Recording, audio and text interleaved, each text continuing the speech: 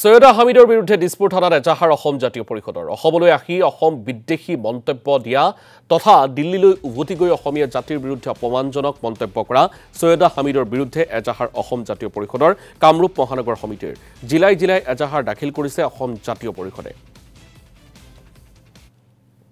অসমৰ জনসাধাৰণক তুচ্ছ তাচ্ছল্য কৰি যি বক্তব্য প্ৰদান কৰিছে তাৰ প্ৰতিবাদত আমি আজি অসম জাতীয় পৰিষদে তেখেতৰ ওপৰত এজাহাৰ দাখিল কৰিছোঁ।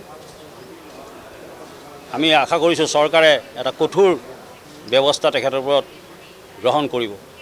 অসম আন্দোলনত 855 জন শ্বহীদক উপলংঘা কৰি অসম চুক্তিক বিৰুদ্ধাচৰণ কৰি তেখেতে যি বক্তব্য ৰাখিছে এই বক্তব্যই অসমৰ জনমানসত যথেষ্ট প্ৰভাৱ পেলাইছে আৰু অসমৰ জনসাধাৰণে অতি দুখ প্ৰকাশ কৰিছে।